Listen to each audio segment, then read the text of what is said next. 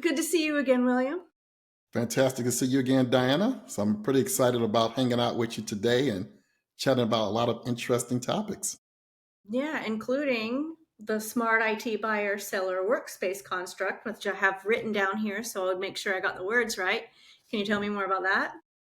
So interesting genesis. So I have a technical background. So I started over 2.5 decades ago in technology. So everything from the infrastructures to compute, virtualization, all the way into security.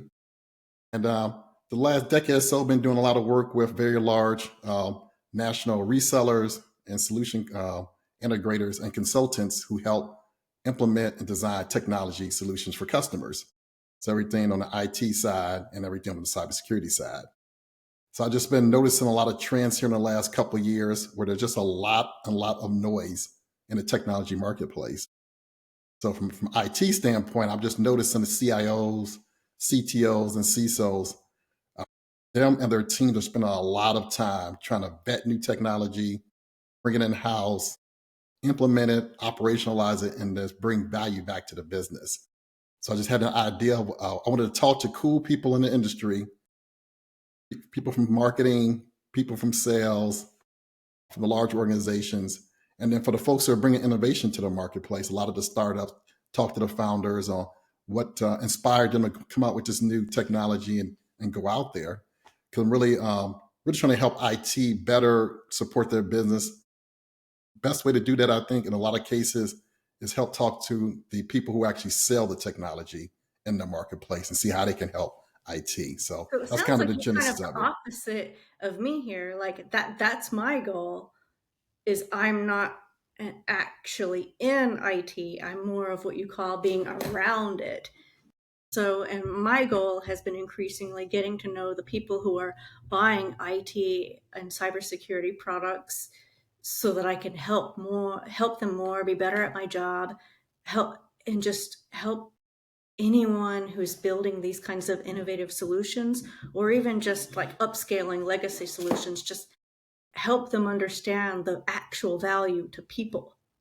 Because you people are kind of pretty cool. You are not just kind of, you people are pretty cool. Very That's one of cool. the reasons why I stay in this particular niche is I've already told you, I just like hanging out with people like you. And that's cool because, right, when you have cool, awesome, very smart people in IT and they need technology to help enable their businesses and organizations do something new, they're not going to build it themselves necessarily, right? So need to go out to the marketplace and figure out what's available. So there's this huge disconnect between finding what they need and just the entire experience of finding the right company and then navigating the whole selling process, which has become very cumbersome. So I think we on both sides of the ledger, to both the buyer side and the seller side, both sides can improve that to make the experience better. So I have a problem. I need some way for the people who are innovating to find me and then make the evaluation process a little bit smoother, make the purchasing process a little bit easier, and then speed up that process of actually implementing this technology so they can show the value back to the businesses. It's a very succinct description. So what would you like to see? Like how would you like that marketplace to look? Like from end to end. Someone approaches you, you find it on a specific place. Like can you take me from there? Yes, interesting because I always get back to this place of you're sitting in the coffee shop Mm-hmm. discussing a challenge with your business with your colleague. And as you're discussing this challenge, right, it could be in terms of business's challenges, compliance issues, competitive issues, but it's in their natural language. And I want these two people to be speaking, and I want somebody who in the market who sells and innovates to overhear this conversation. So this is even before we get to, hey, I need a new cool website, or I need to invest money to go to a conference, or I need Facebook ads. This is you are sitting, minding your business, and you overhear a conversation. And what intrigues you is something clicks in your brain is, I'm understanding the problem that they're speaking of. And I think I have a way to approach it that potentially could solve that problem. So, in essence, I want to get to that space where we get rid of the layers of saying, let me tell you about how great my solution is let me listen. So very important in that scenario. This means if you're overhearing a conversation to a challenge you can't solve, guess what?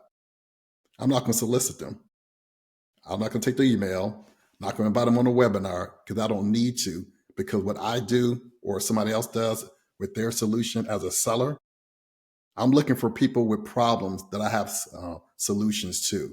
So it's that marriage of solutions finding the right types of problems. Right, and sometimes I've heard it in a similar way, but like honestly, if you go back to where marketing started, or like it's not really where marketing started, but the heyday of marketing with Ogilvy and some of those guys in the 60s, the Mad Men era, they would actually say things like, "Why are you wasting your time writing copy? Just write down what people have said about it." And then, but we don't have, even if we listen to gong calls and we read the transcripts from our sales, we're still not really looking at it that way, because we're taking notes after we've already tried to make a hard sell on a problem they may not have. And that's true. And the challenge is a salesperson in that situation thinking, oh, it's not a good fit. They're incentivized by their organization to keep pushing. Mm-hmm. So there's a lot of internal pressures inside organizations that sell these solutions to go places where they shouldn't, continue long paths when they should. So let's go back to how is the model for the business for the seller constructed. Right. So we're talking about the smart IT model now. I want to make sure let's highlight some terms that you gave me here. Yeah, definitely. So Okay. inside of right. So every time IT departments look for a solution to a business challenge, they'll figure out some processes, maybe how people may be involved. And a lot of times in our day and age, there's a digital component to it. So once you talking about digital component, that is technology.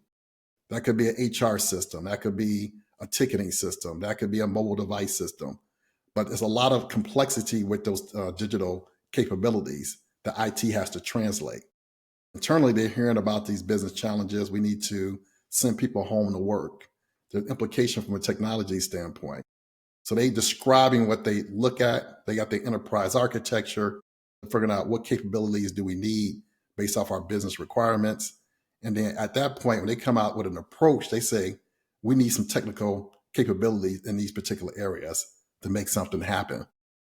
At that point, they have to now start that process to go into the technology market and say, I need services, maybe some products, maybe some services themselves to meet this need. And that's where the challenge and fun happens, right? It's a Mm-hmm. very, very complicated and noisy experience. So even now, if you go to Google a solution, Google Ads, the sellers are buying that. Once your CIO Googles something for a particular problem, now magically he's getting the email or she's getting the LinkedIn notification off that simple Google search. So now the market now is looking for them to say, hey, that's a signal. And in marketing, people love the term signals to say, Right. Because also, if you visit, a lot of companies pressure their marketing teams early on to put pixels and other kinds of tracking methods on their websites, their LinkedIn profiles, anywhere. Well, I'm not sure about LinkedIn. But we can tell when you visited the LinkedIn though. But on we're pressured to put pixels on our website so we can track you if you visit. Usually those are companies with a little bit more money, because then they do something called ad roll, and every time you go to a new website, you still see the ad for that company. So is that like that type of noise? Is that well, in you're this talking case is now because they've heard it, about? but Mm-hmm. their response can be very brute force. It's like, hey, can I meet you? Can I show you a demo of my product? Hey, can I come out and visit? It's too much too fast because there are internal requirements that the seller doesn't know about just yet. But they want to meet the person to get introduced to them and their teams to learn more to see if it's a good fit. So that process is very kludgy and it's long and it's dragged out because not only is one seller out there looking for those signals, there could be tens and hundreds and thousands of others as well. So Right. now So when do you think would be? Sorry to interrupt you. When do you think would be a good time for someone to reach out? And do you think that all of these methods that we're doing to track you and see who you are they working at all? Brute force, right? A period of time, the market's big enough, you hit enough people, Right. you hit 100 people in a day, maybe you get one or two, and that's considered successful. Because eventually you'll get to a human, you'll eventually get to a meeting or a demo, or maybe you'll get them invited out to like an event or something. But it's very, very not scientific necessarily. Basically, we're penetration testing. We're spraying out, we're praying and spraying out there. Anybody. Now, what some of the people are doing is saying, you know what, we've heard the problems and challenges in the market, and then we're going to do education as opposed to trying to pray and spray. So we've identified a type of problem, and the type of people who have this type of problem might be in certain areas. So we're going to develop content, and we're going to put our thought leaders out there in the field to Hmm. educate. Well, So what which kind? Because that can have a huge range. Because a lot of the content you have your SEO content, which is tends to be talking about the basic problem and basic how to solve it in the way that now AI can deliver. And you have your thought leadership that you put in external articles, and it'll just cover bullet points and give you an overview. Do you think any of that's working, or you would like that to go a lot deeper? Can you tell me what you're looking for there? Yeah, to make it faster, right? Because Hmm. if I got something that doesn't fit with you, I don't want to waste time. Hmm.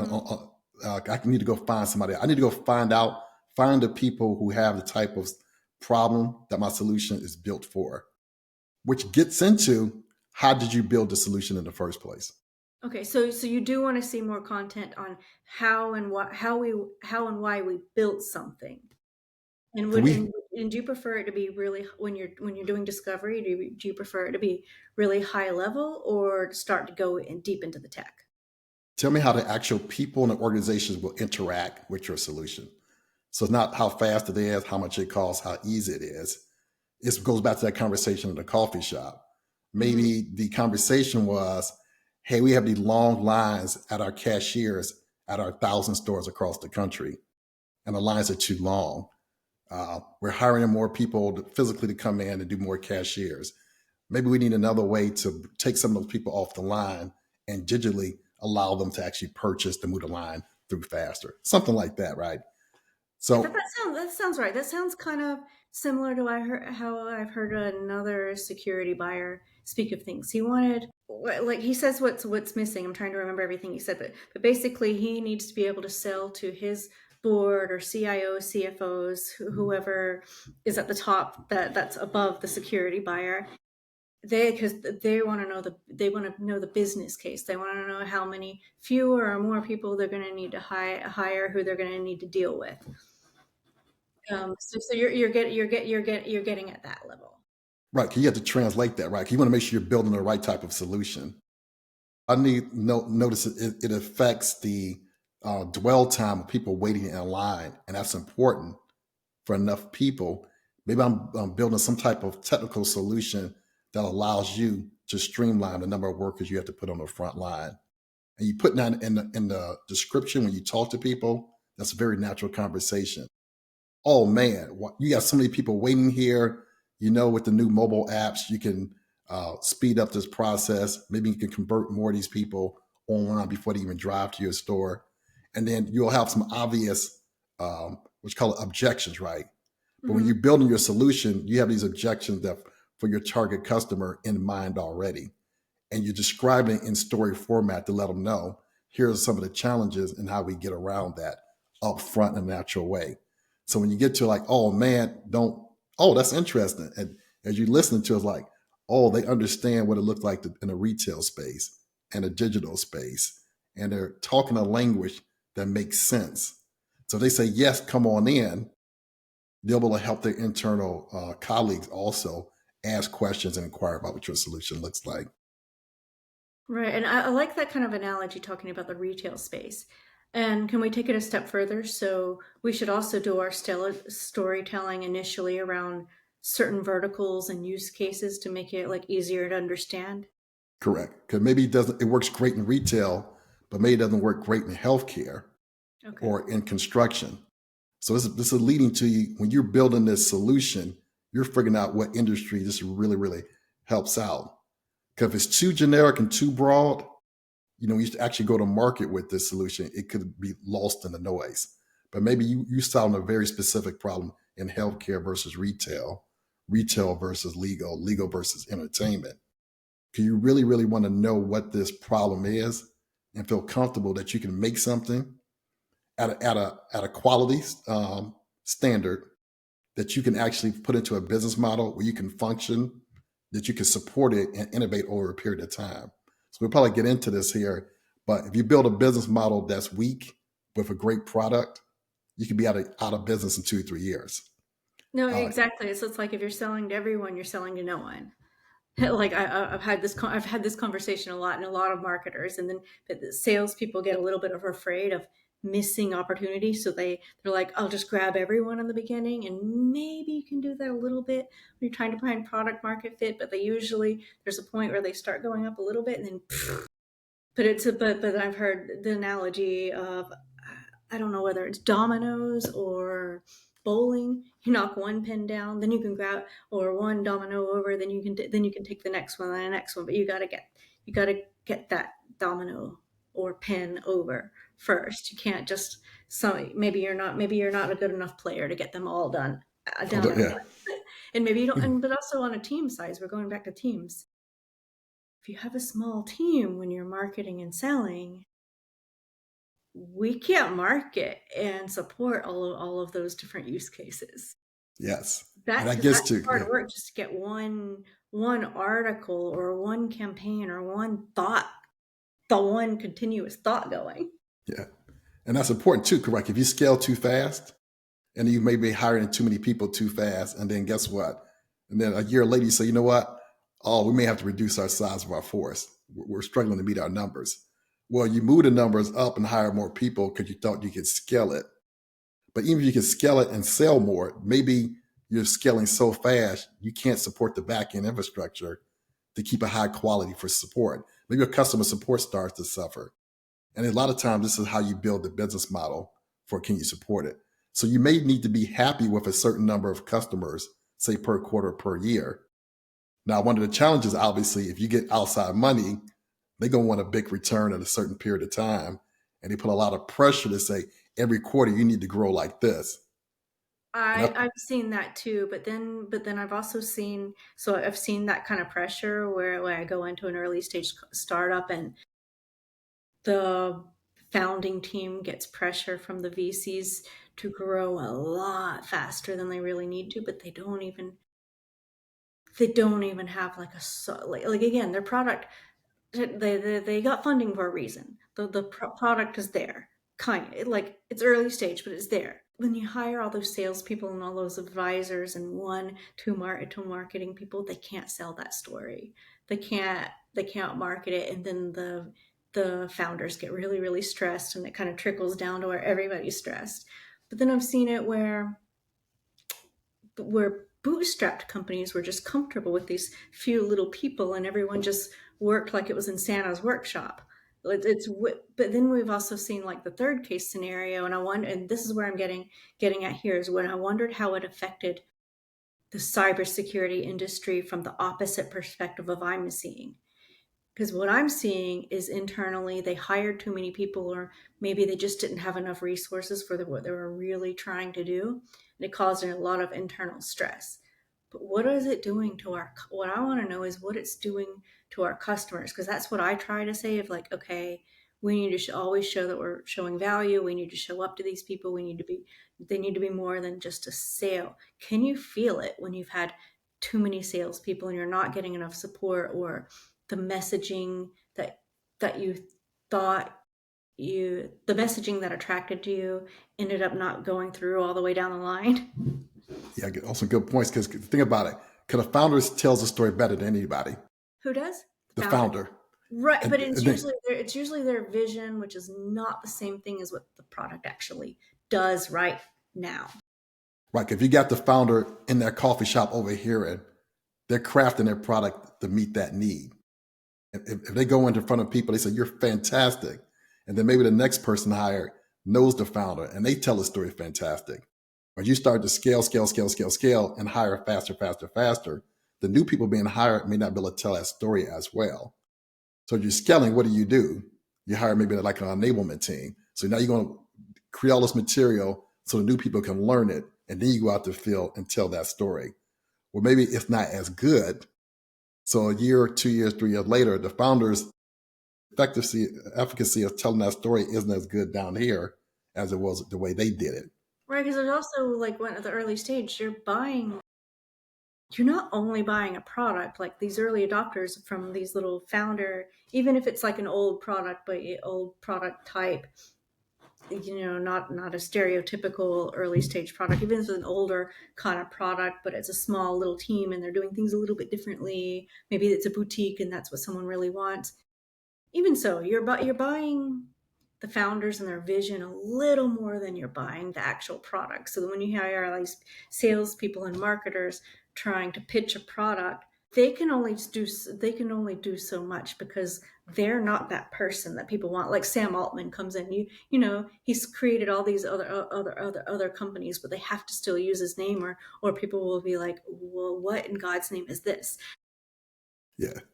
And that's the thing, right? Because they love the vision, and then the technology get implemented, and it's not meeting the need exactly like it matches the vision. Then you start to get customer resentment. It's like, whoa, we spent 9 months implementing this, retraining our people. We got this thing, and we're using it, but it's not doing what we thought. That vision, you want the vision and capabilities to match, or let's do another scenario. Maybe the technology is working exactly like the vision showed itself to be. But then you need to keep up to date, right? You need to add compatibility with other systems. So you need a big enough technical staff in the background to keep coding, keep development, keep innovating. But maybe there's pressure on how many new engineers or coders, developers you can hire. And you're hiring salespeople. So now the founder has to figure out, how many technical people do I hire on the back end? How fast? How many people on the front end? And then the marketing person knocked on the door and said, hey, I want to run another campaign and I want to go to that big conference. So they're getting all this pressure to scale in multiple ways. And all of a sudden you can scale too fast. Now I start to come back to the concept of, if you have a solution to a great or a really challenging problem, maybe you want to have a controlled growth, right? So I mean, you need the right type of investor. Controlled growth. Oh, yeah. Right. This means if I need 3 people to build this great thing, build it, deliver it, and support it, that's how much I can grow. So we're going to purposely constrain ourselves to make sure a year from now, our customers are very, very happy and we can actually support it. Because guess what happened when they say they're happy with it? They'll refer to their friends. So somebody who never saw a Facebook ad or your website will say, I had this exact same problem and I used these guys. Exactly, and I hear a lot of you security buyers, and now I'm saying that if you have a better term, let me know. But I know that we used to always just say CISOs, and I know your title wasn't CISO, and most of the people I talk to, their title isn't CISO, but it's close. But security buyer would be the term. What could be multiple buyers, right? Because there's somebody who signed the check. Security buying teams. Right. But it has so every piece of technology embeds inside of an organization, and they have different effects. So they have operational effects, impacts, might require training for a lot of people. Say like phishing software. Maybe I have 10,000 people who need to do training. Can we train their phishing software? So that's work that people have to do inside the organization, even far from IT itself. So every time you add something new, update something new that's technology related, you need to know the impact on the organization itself. So what it means is if you install that technology and it's kind of working, it's more than just a cyber person. It might be more than an IT person. It could be the compliance person. It could be the legal person. So what you're seeing now is these much longer sales cycle for all technology because there's more stakeholders involved now. Nobody wants to write a quick check and find out, oh my God, this doesn't work. So I'm going to ask everybody that the technology touches, let's get your input. So you can imagine what that does to this. So now we're talking about the the security buyer's buying journey with like the whole teams. So let's say that I'm representing like technology leaders, or start that over. What can I say about it? So let's say I'm representing like a new type of technology. How can we help the security leaders on their buying journey?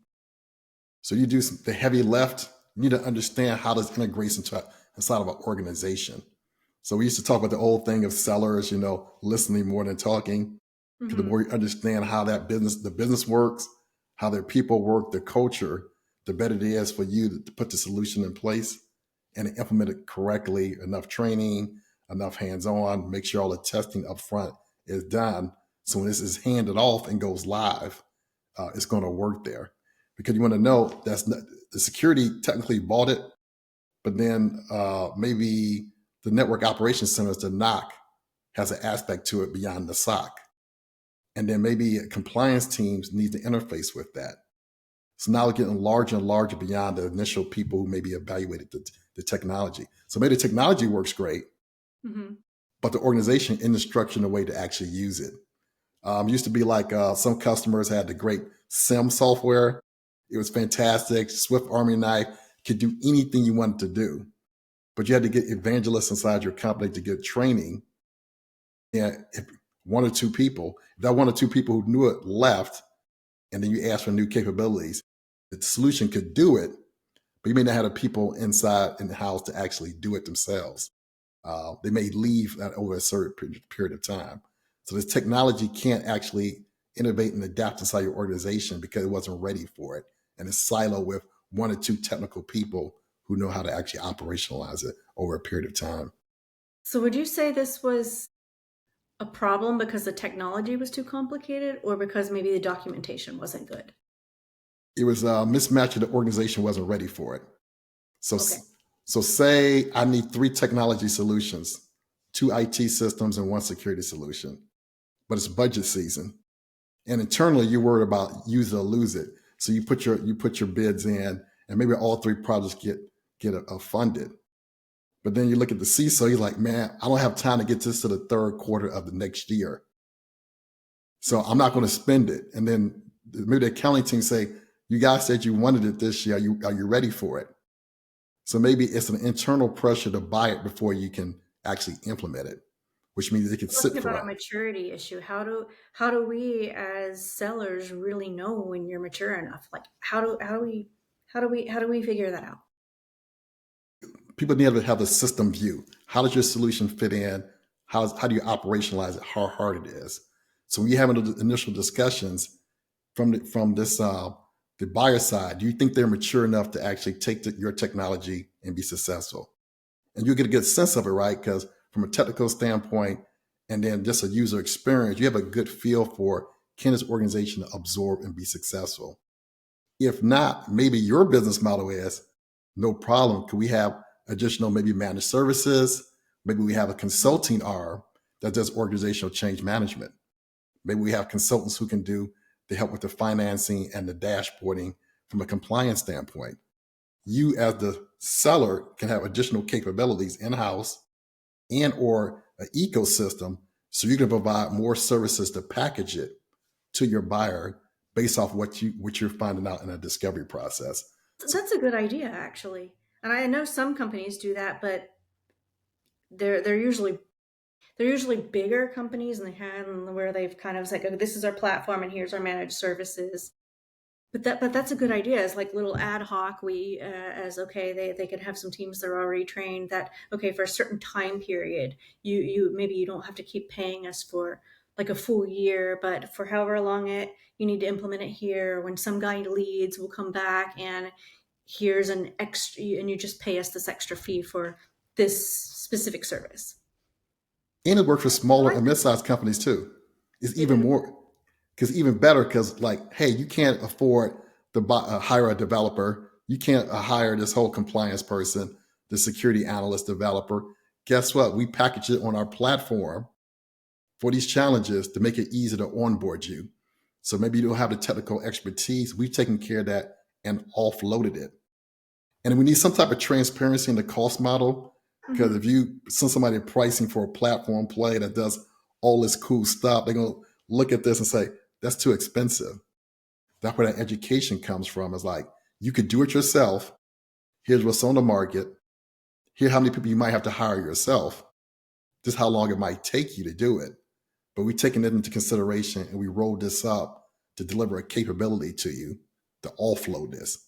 And that's one of the key things too. If you don't help the potential buyer or the prospect figure out that cost benefit analysis, they may struggle to figure that out and figure, yeah, it's just too expensive. It may not be based off what you guys need. So it may delay you for 6 months, a year, and you finally come back and say, yeah, you know what? It wasn't that expensive as we thought. We should have bought it last year. Now we're ready to actually consume it. So it's going to be a lot of listening on the seller side of what the problem is. Because you're the experts, right? We know how this looks. We have other customers maybe already. We've been in the industry for a while, and that's what we're paying for. Your expertise on how to install it, how to implement it, what the documentation looks like. We want to make it easy to finance it. So all those details, you don't want to put that in front of the prospects. Otherwise, you're going to slow the sales cycle down, and you're going to make it very, very confusing for them. Like, okay, we bought it, but you said now we need another module for the other thing we saw in the demo. When you showed us the demo, we thought it was all included. And Right. prospect So hate that. where in the buying cycle would you like to see each thing? Because I do agree when you look at like the cybersecurity's like typical buying habits, Yeah, it'll be like this zigzag all yeah, over the place, but then marketers are usually just dumping it in a yeah. funnel, and so do salespeople do it too.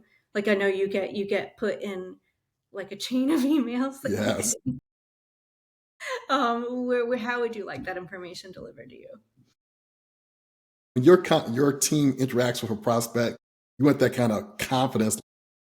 We know a lot of the questions you're going to ask. Hmm. We kind of know what kind of pricing and budget you're looking at in your mind.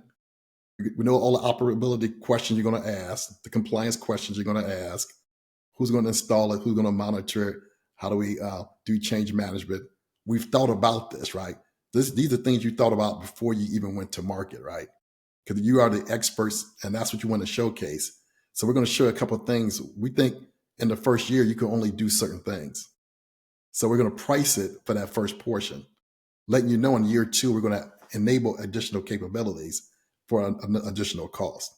So the problem is when the additional costs come in these weird spots where you need module 5 and it turns out you need it on day one, not in year 2 or 3, that frustrates the buyer. They're like, oh man, I really, really, really need this. But if you can understand better, like maybe you don't need it now, maybe we have a process approval you can do to hold off on actually needing it. But we thought about how you're going to actually finance this, which is a key piece. If your solution is too expensive to use, it's not a good business model. So would you like to see this during the demo, like from the AE, or more like by the time that the SC kind of gets involved, or the pre-sales engineer? Like when would be a good time for us to explain those other modules and sort of the value and the pricing and cost benefit analysis? Or really, even closer up front, right? Even front, even before you even get the demo. Right. Because, hey, why are you going to demo something that I can't afford? Fair, fair. Right. Like honestly, I don't even know why we're still selling this way. I will never buy a product. Like I'm thinking of as a consumer now, and most people I talk to who I even work with, they still tell us to sell this way. And you Yeah. got a demo to see this. I'm Yeah. like, I will never buy a product Yeah. It's that too tells me to expensive. talk to someone before I can see all the details. Right. And this whole process where you can't go to the website and get the pricing. They force you Right. through this funnel. We got to do a lot of meetings, a lot of demos, a lot of discovery. And it's like, oh my God, I think I need the solution, but you make it is very, very hard to get to it. Because the funny thing is, most presentations, they do all the cool presentation decks, cool Hmm. demo, and then the prospect is holding their fingers like, okay, give me the last slide, give me the price, or you email them the price afterwards. So great demo, and then 5 minutes later, you open it up, you see the proposal, look at the number, and say, we can't afford that. No, you have to at least have starting pricing on your website, and then And that's sort of even my compromise. I would rather be even more explicit or include pricing calculators on there of like, okay, because sometimes you're asking people to do a lot of mental math. Yeah. Yeah. And then I insist on FAQs too that go on the pricing page of what does each of these little terms mean that we actually Yes. used. Yes. And then show the alternatives, right? 'Cause we need to know how big the problem is as well. So maybe your solution is $300,000, and then the CISO only has budget for 120,000. But the Mhm. more question up front, you want to know how big is the problem, business problem up front. Right, like the potential cost of like beyond paying for whatever you need to pay for when you're breached, but your insurance costs, your loss of customers, any of that, like what kinds of business costs would you like us to kind of fold into that? Because like I want to start, I'm convinced that I need to just skip sales and I'll do sales enablement, but Yeah. turn sales enablement into buyer enablement instead and just fix that whole model. The workspace construct, it kind of addresses this because we talk about enterprise risk management, right? This means it's one thing for the CISO to say they need a half million, and then the CIO to say they need 4 million, and the marketing department needs 6 million. Operation needs a certain amount. Product development needs an amount. There's a lot of business things. We could have things in the marketplace that our competitors are catching up with us. We got more compliance and regulatory pressures. So enterprise risk management is the buyer side way of or figuring out the total risk to the organization itself and help put a framework in place to help prioritize what should we address first. So do we accept the risk or mitigate it? And from that, we need to figure out which piece from cyber, which piece from IT, which portion of operations need to be addressed, which kind of gets to the point of how big or how much should we be spending to do mitigation for this. And then you'll get into what a lot of people are looking at now is cyber risk quantification. Mhm. So to help manage cyber risk better, let's be look better about saying this could be a potential $10 to $20 million problem. No, I see what we're missing now. You helped me just finally understand what we're missing. Most people get to that bottom number, they're not doing proofs like you would do in mathematics. And I've seen another company describe this, but in a different way. They were doing something else for vulnerabilities. But if you take that concept, it's like you're not what we're not doing is we're getting you the bottom number, but we're not mapping it to each cost, each person, each task. It's a context, yeah. We're just giving you the results, and you're like, I don't know where you got that, man. Yeah, yeah. And even better, think about this. The You wake up CIO and like in your CISO, pillow, like the tooth right. fairy got it. Yeah. Can remember that 120,000 is one of many numbers that IT has a list of things they need to go buy to put into their budget. So when I Mm-hmm. say, oh man, 100, you only have 120, 300,000, not a lot. You don't understand from my side, right? But you should understand they have multiple things they need to go buy that are competing interests here. So before the buyer goes out there, they understand their risk strategy and how much risk they're willing to buy down. So that plugs in also, if you look on this construct, is enterprise architecture, right? So all of risk management sits under the enterprise architecture, which is built to address the business needs and then what the risk environment looks like. Mm-hmm. That's huge, right? So you just don't put technology in anywhere. Enterprise architecture sets the framework to introduce capabilities to the organization. And that's very specifically to support the business Right. I am looking at a map now that you did of the enterprise infrastructure architecture. Yeah. architectures. Excuse me. And there are a lot of buyers and prospects who don't have a mature enterprise architectural capability. So they may buy technology ad hoc and don't understand how the components interact or how it directly supports the business. Okay, so So, why don't you tell us about a couple things? So let me just for anyone who hasn't seen your graph, yeah. let's or your diagram more accurately.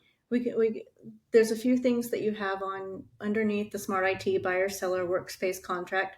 You have the enterprise risk management, enterprise architecture, which like includes roles, the IT operating model, and cyber risk management. And then you have a lot of this other stuff about innovation culture, GTM strategy, the buying experience, and business marketplace. It's a lot to take in, but I'm Yes. sure you'll put that on a screen as you talk about this later. But Yes. I would love more details on what this means. It looks beautiful. Yeah. And it's funny because it's a duality here, right? Because the buyer in one case is also the seller. So for any business, right? Say you're a law firm. Mm-hmm. So to actually run a law firm requires capabilities, and some of those capabilities requires technology, which means you have to hire people, you need to build an IT team, and you need to buy technology, computers, SaaS products, HR systems, all these things, and security components. You need to buy all this stuff. But you also on the other side is you need to make money, so you sell your services out in the marketplace, and you have a marketing strategy to let people know, hey, we have great legal services and all the things we do. So in most cases, everybody is in some case a buyer at sometimes to buy tech to enable business capability, and that business capability will let them go out to the market to actually sell value back to the market. So one of the things to always be humanely understanding of the potential prospect is the fact that the seller is also a buyer, and you want to always think about what I buy from our own company, Mm-hmm. the way we go to market.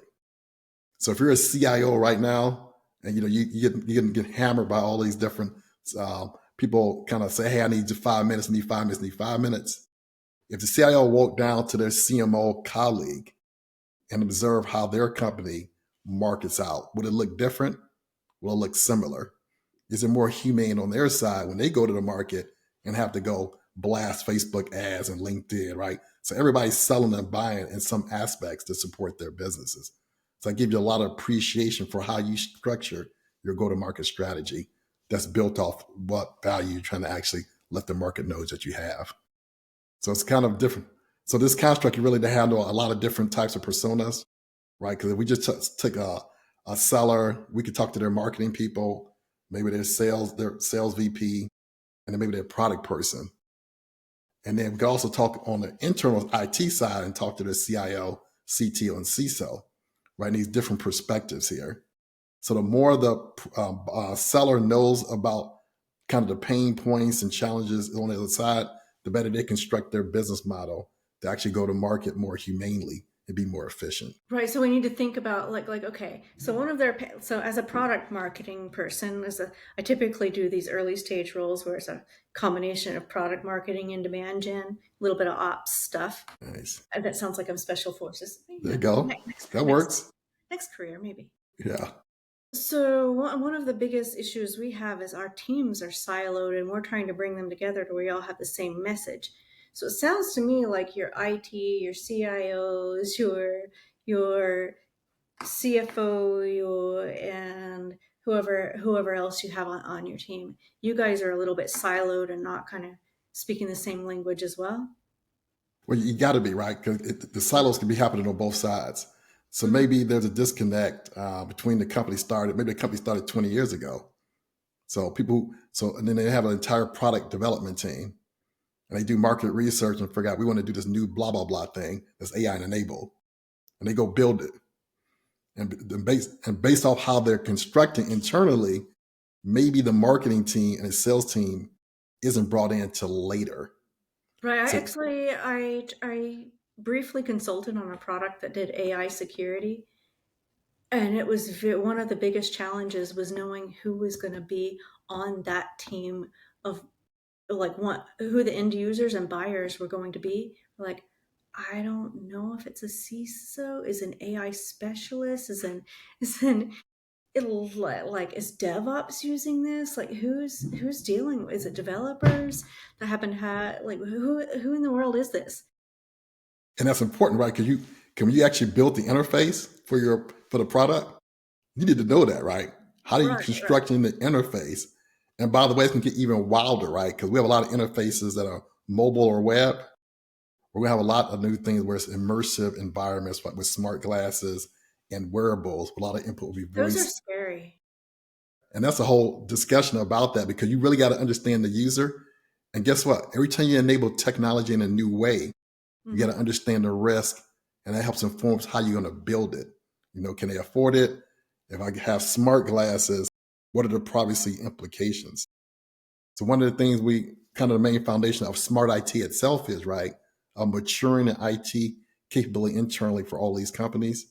Because when their company says we got this new thing we're going to go to market with, there's an underlying capability, a maturity that's needed to make sure you can secure the data, secure the infrastructure, you can move at speed and pace, keeping the right talent, outsourcing what you need, bringing all these partners in. You may have 300 people in your supply chain management. So if you don't have those things in place now, and your product team is going way, way off, you may find yourself in this weird situation of having some breach on something that might generate a lawsuit. So that goes back to enterprise risk management. We want to be careful what we're building. We want to make sure we have internal capability to support it properly. So we want that governance structure, right? So we love innovation, but don't innovate to a point where you compromise the integrity of the company itself, right? So we're going to grow at a certain pace. You're going to actually introduce things into the market at a certain pace that you're comfortable for your risk appetite. Right. So would you say this, like I think we're getting back into the VC model now, to where okay, the companies are under pressure to scale really fast, hire really fast, and it's causing a trickle down effect where then a lot of people are losing jobs now, or either the people who stay are really stressed, and then it sounds like the buyers of these products are actually suffering as a result. Would you say that we need to fix that model so we can have more sustainable growth? Or you had a different word for it. What was your word for it? Got to go back and think about that. I think sustainable growth. What to go back? What I said, I can't remember offhand. But the main thing is, if you're doing your startup to be bought, like a lot of them are, they want to buy out in a certain period of time. When they go to back to market to get that bought out, sometimes the bigger company that's buying them and absorbing them don't keep all the intricacies of the solution intact, and they have financial pressure on a larger organization that creates the incentive for them not to take care of it as well as the founder took care of it when they actually built the solution. So you're getting into things where people bought a product and a couple of years later they just say we're going to end of sale for this product. We're not doing any more development on it. Absolutely. So, So what happened? They bought it because they wanted to lose that it was doing really well and they wanted that technology, but now they're going to lose all those early adopters. early adopters are going to say, hey, early adopters are happy early on, and then you sold and said, don't worry, we're going to have you more capabilities, more things you can plug into. Founder is off doing something else different, and then the quality might go down. Maybe they're not innovating as fast. Maybe the customer support starts to suffer. Early adopters like, I got to go look for something else now because we're no longer happy. So if you're really Right. user Have to focused, also, yeah, yeah. and that's Yeah, kind of that's a because I used to be on a team that absorbed those startups, like yeah, at a company. yeah. And So their model and their business model is certain. They got to turn things around fast, and they're always looking to crunch the numbers. Right? We're going to buy these 5 new companies, absorb it. We're going to pop it into our platform. We're going to plug some APIs in. They got the new marketing slick that shows a cohesive platform. But then you look under the hood, it's like these are the 5 different products and solutions you bought and bolted on. right, And so they're selling as a platform, but it's point solutions. points, and And then then you have to remember that the people who buy from startups aren't necessarily the same people who want to buy from the corporation. yes, right. Actually, that's an exaggeration, not necessarily. It's almost never the same. Yes. Oh, now I remember it. Sustainable growth. No, that's We were what I look, said. You had a better word. I thought that was it. No, maybe we No, both had the same one. Okay. no, I said that, but Yeah. was it organized growth, measured growth? Yeah. We'll go back and look at We'll that. go back and we'll figure it out. It doesn't even matter. You could go cut this out, even though it's funny when you leave that out, and Yeah. we'll just say we're over 40. We're allowed to not remember. There we go. And think about this. If you take this like from a personal standpoint, like you never want to lose a customer, right? So Mm-hmm. even if you buy a new tech and stuff, 5 years from now, you still want the customer who bought your HR system to stay on board, even after you add all this new stuff that's available, you bought the SIM or a CASB or a DOP solution. I mean, people are having to shift constantly between these solutions from different vendors and manufacturers, because they're losing what you call it, not getting the value out of it. So you almost have to say we're going to grow, but at a certain pace that we keep the problem solving focus on the customer. We price it a certain way to maintain the ones we have, because that's the best way to do it, right? Why are you spending all this effort to market to find new customers while you're losing existing ones, right? Exactly. Like that and you mentioned UX before. I'm like, that's one of my things. I try to look at and sometimes it's not just me. A lot of marketers will say this is let's focus on end-to-end customer experience and user experience from no matter whether they're looking at our website, looking at our ads, looking at our product, looking at our demos. It costs more to gain more customers than it does to try to retain these people. Yeah. What you're telling the buyer is, we kind of solved your problem before, but we have other interests which are going to make your experience suffer. Hiding how do I call and get a human? I'm looking through somebody's website. I'm like, my God. Or we used to open a support ticket a certain way, but they change it where it is. It's hard to get a human on the call. I call my sales team. The sales team is different. So you get the sales team different. The website's changed. Customer support might be looking. And experience is very, very kludgy, right? And that's where you get to, I'm going to go look for somebody else.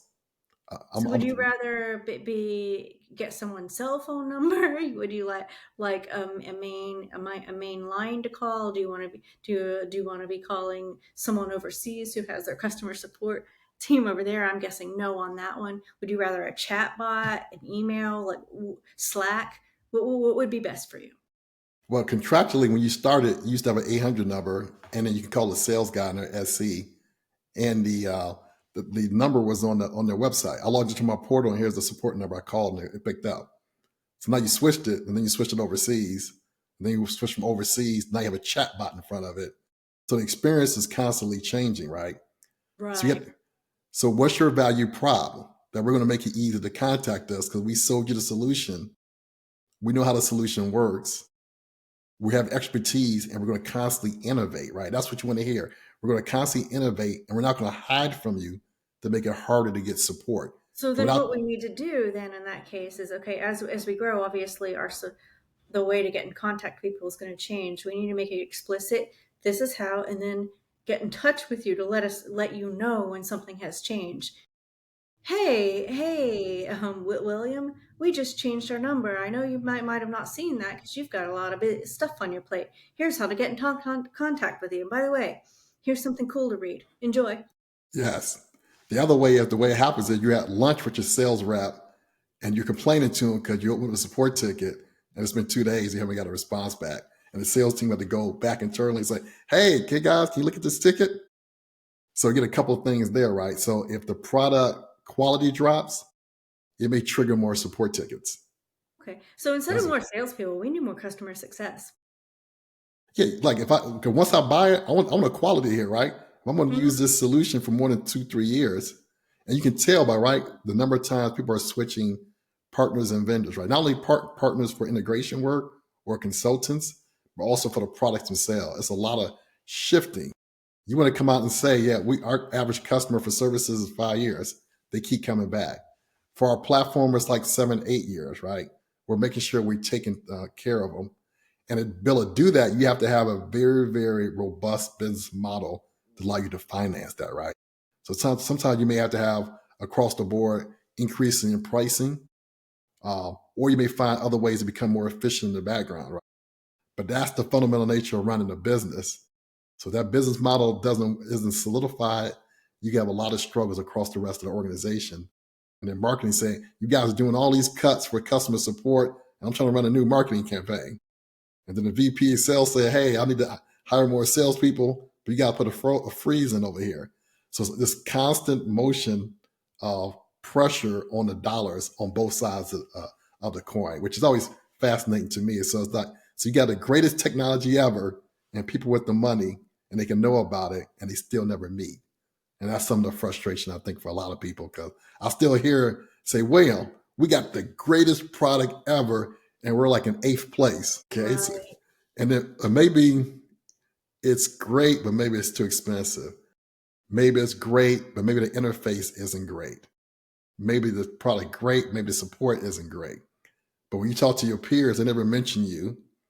Ma- Because maybe that's also where we get back. Some products, also towards the top, may have a lot of hype because of good marketing, but they may not be. They may have their weaknesses as well. yeah. So one of the things with the smart IT model is they're gonna be very, very diligent on the technology spend, right? I think the days of having zombie technology solutions sitting on the sideline wasting money is going to come to an end because I think the financial pressure on companies are too great not to be very efficient with how you spend the money. So you want to make sure, and you want to know how it maps to a business function. Like, okay, these three technology solutions help power the back end system that's for our mobile app. We know what those things are. We know how much it costs. So if we need to change suppliers, we have a good handle on that. And when the business said we need to help save some money here or there.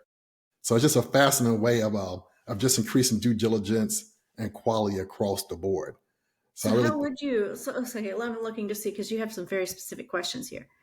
Oh, okay. Okay, so now you're getting into how IT buyers can help sellers. And then that's where you're okay. So you're going to be evaluating the product quality. Can you go from there? right, because sometimes the buyers have been burnt so much, they've changed their behavior, which Hmm. now makes it harder on the sellers. Right, and there's a lot of workarounds for people and how to show up from the string along to okay, I'm gonna give you some requirements. Maybe I might give you a generic budget range and timeline. And then because they inundated with requests, sometimes they'll stop responding.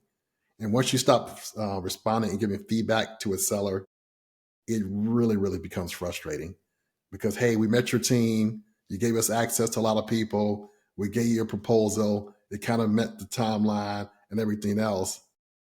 When you just ghost us, it's like, whoa, what's going on there? So now it increases them to become even more pressured. Now, from the IT side, they're saying, well, we're just being inundated. But if you had that human to human connection, we've met quite a bit, which is different from somebody just sending you an email out of the blue, say, hey, check my solution out. Hmm. Other thing is to know your internal system better, right? Solid enterprise architecture. There's no ghost system that we don't know what they do or how they do it. Um, we're always looking for ways to be more efficient. So we have to be more discerning when we ask sellers to come in and pitch us specifically what we need to know about. Sometimes they don't, which means you get the entire picture, which is too much information. And a very Okay, key you thing, need to comment. So instead of us coming in with all of our diagrams and into the weeds stuff that we go into, it's better if we sit back for a minute and you bring us and you tell us what your architecture looks like today. okay, what do you need? Otherwise, the SC will go in all these different directions and they're not call it very specific on what they need to know. But make sure before you even get there, what are the critical questions and capabilities this needs to solve so we don't waste more time. So if IT isn't really clear about what they're looking for, then it can make it, the process much longer because they have to do it multiple times, right? Because they found something they like, but internally told IT, you need three more, you need three options. I need three proposals. So now I had to do the same dog and pony show with two more actual options. So that's more work for IT, right? And you multiply that across all these different systems. So one thing that you can do from I think we mentioned this before is some integrators can actually take a lot of that workload off, and they really are consistent over year after year. They can make it easier for IT to interface with much fewer providers who can do back end work on finding certain technologies. But IT got to be more clear what they're looking for when they go to market. Sometimes it might be stiff arming. They walk into the conference floor, no thank you, no thank you, no thank you. If they're going to do the demo, they've already scripted the response they're going to give to kind of shorten that process. And then we won't respond if you don't give us a very specific response to maybe these five critical needs. Because sellers would say, well, we can do three of the five things, and we got option five is coming, and requirement five we really don't do, but we can do a workaround. So provide more upfront on what you're looking for to help with the screening process. Because sometimes you may spend 9, 12 months interacting, and then you just get the reply like, sorry, we went with somebody else. So from an IT standpoint, you buy enough stuff, humanely like, hey, it was cost plus this feature plus this capability. In the future, you guys might want to address these two things. Really appreciate your time. Make it a little bit more helpful beyond just the standard. You guys are more expensive or went another direction. Because on the other side of it, you may need to come back to this company in the future. Because you ask sellers, they'll tell you, yeah, they went with another competitor, but a year later they came back right back to us because they weren't happy. So find different ways to make a smaller number of sellers you're going out. That you're dealing with. Be more upfront on what you need and what the criteria are to get to it quickly. So if you only got $100,000, and we've already done the due diligence on special financing and spreading payments out, we've already done that. It's 100,000. Then you can save the seller a lot of time by saying, "Yeah, we're at 400,000. So nice meeting you."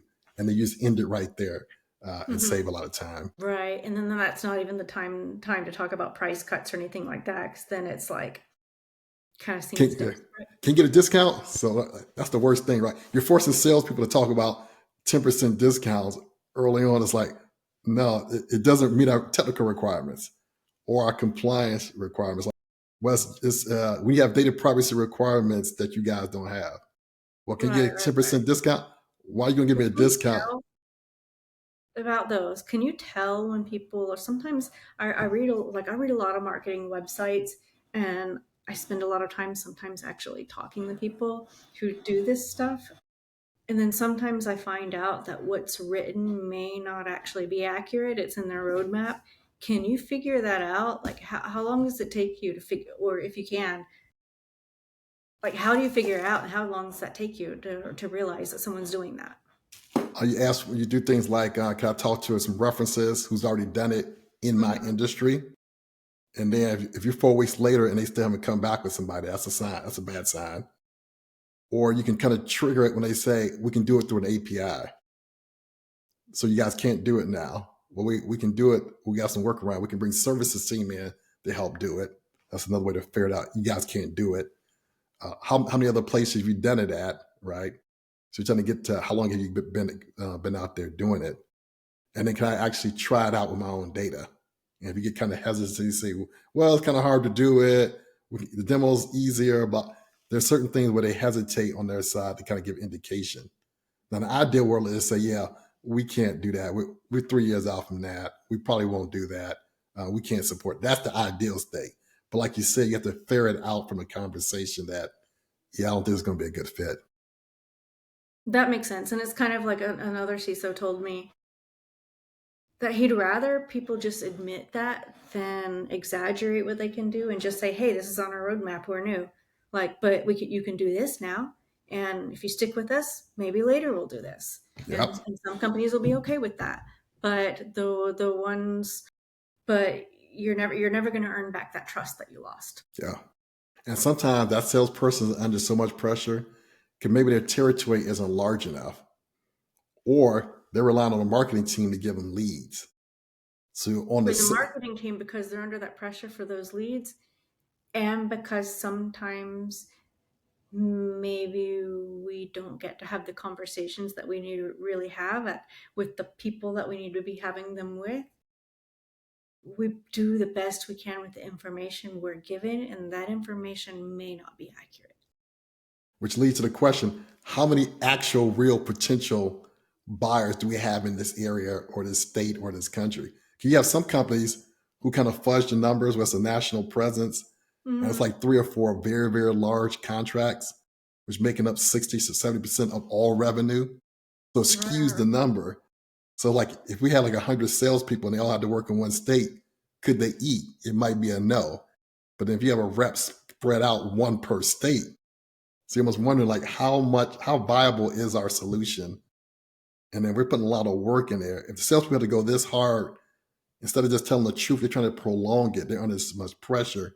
Maybe it's the market's smaller for us than we believe. So that gets back to the product fit and do you have the right business model? Because maybe we don't need 2 reps for the entire country, but we have other solutions in our portfolio that are more prevalent out there. And it's easy to find people with that problem. Because you can't say we look across the entire country and we can't find anybody with that problem who doesn't have a solution already, who can't actually afford us. There's like this disconnect here. So it's that great. It almost kind of reminds me. It almost reminds me like you use a lot of analogies. Like, so imagine you're making you're making music, and there's a joke that it's big in Japan because like you have some guy in his basement making really weird music, and not even a dive bar will let him play. And then he goes to Japan, and they love it. Yeah. So it's like you're selling the wrong thing to the wrong people. You need to go, or maybe you're just playing with toys. Maybe this is not a product. Maybe this is a game. Yes, and that's the key thing. And find out sooner rather than later. Right. I got a hobby. I've got something that only works in dive bars. After people have been there for 4 hours because they little inebriated and they can't understand good music. So okay, how many places are like that? And here's the size of our company we need to meet that particular need. That would be very helpful. As opposed to, man, they just don't understand. They don't understand good music. They don't understand good tech. They don't understand great food. Should the food's good but here's the thing though. If a company's in business though, they have found enough customers to say, we like that. We just need to know how much you can grow that. How much will it cost you to find those other people? The greatest solution ever. It was just went out of business. What? That doesn't make sense. Now that sounds like your average marketing pitch. Yeah. The greatest solution ever. You're like, the solution to what? You tell me. It's better, faster. And then here's the other one. Because marketing does say, we have an addressable market that's billions of dollars. Hold on. Now, how do you come with that billion of dollars, right? Because when they say it's billions of dollar addressable market, so all we need is like this little sliver. They get into some report, and then that's why. And I also consulted with a team that did something like this. They wanted to market to the addressable market because they said this particular problem that this will solve, this market is expected to be some astronomical number by this date. So we're going to hire tons of people and we're going to ramp up our marketing to sell this. And you're like, yes, that's a projection.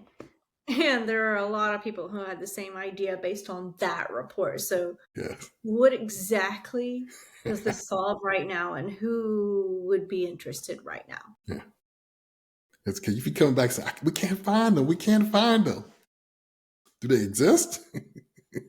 I mean, they might. I mean, maybe they're just confused because everybody had the same idea all at once because they get some report that says this market is to explode by $3 trillion by 2030. Like, so I'm gonna go and buy it kind of reminds me a little bit of when, back in the early 2000s, maybe late 90s, people were selling like all of these potions you could mix in their drink, and it's like, and it was almost like a Ponzi scheme. I guess it was a Ponzi scheme. I can't keep track of what pyramid and Ponzi, if they're the same or different. I don't know, but some kind of scheme.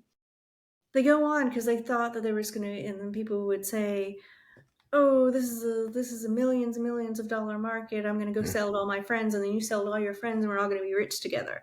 Yes. And that's what they're doing. It's like these companies, they're hiring their friends to start talking about this big report, and then nothing's happening.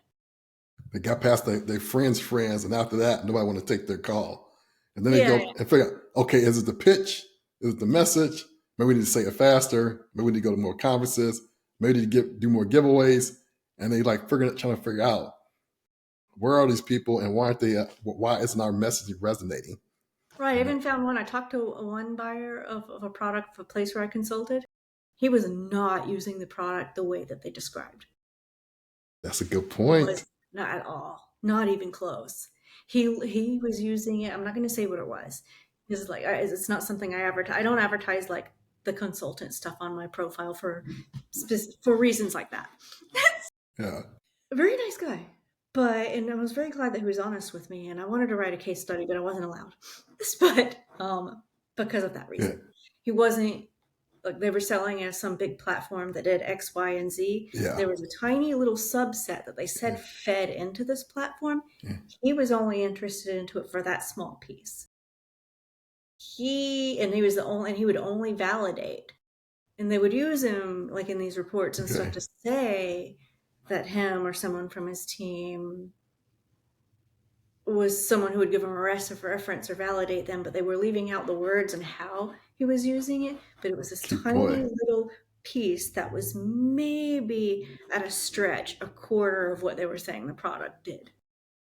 That's And a what very he good was one. saying worked for him was because of that. And then that was just one tool. He had tons of tools for that specific need, and it was feeding into something else. I feel like if I could sell too much, it would be a little bit too specific. So I'm vague on purpose here.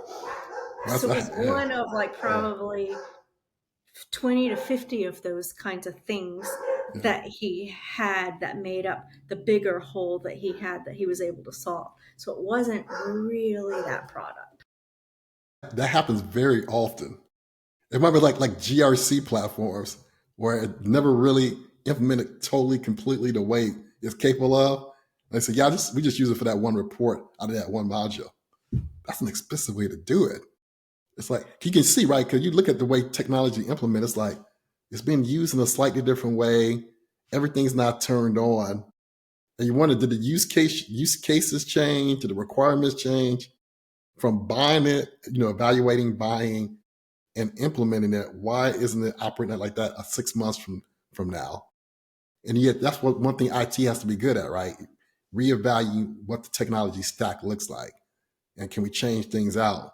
So one of the things that locks amid is the pressure for cost containment is, hey, don't do a 1 year deal or contract.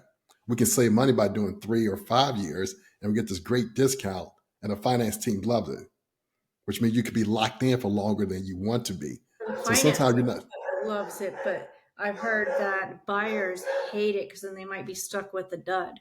yes, and they try to make it work and then maybe 80% of the features are never used. And you're like, Mm, this is the waste. And that waste sometimes can go unseen, right? From the business aspect. Although there's a box on the dashboard that said, and this is even worse from a security standpoint.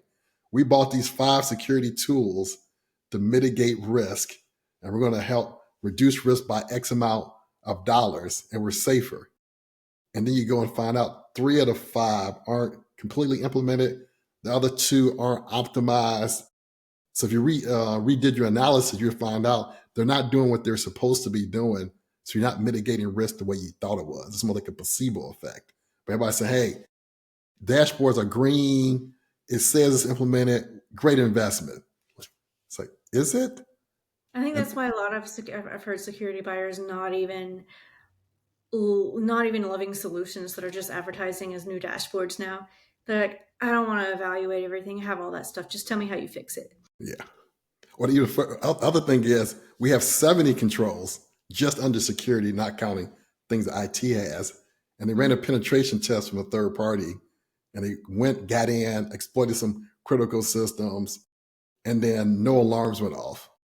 Which right. then So all now those we're people, getting into your new solution that's supposed to fix like maybe fix vulnerabilities or solve other security issues, actually creating security issues. security issue. So the fixes weren't happening automatic, things weren't being patched, the sensors weren't catching things it should have. The new AI engine may have did an alert, but nobody did anything with it. So all of a sudden you start to question the efficacy of the security program, right? And if the security program isn't effective, that means you're not managing risk well, not managing cyber risk well. What else aren't you managing well? And at the end of the day, that's a business failure right there, right? So business can't say, well, it's too technical, we don't understand it. So I guess back into making sure you hire the right outside people to come in to validate what you're doing is actually doing what it's saying it's doing.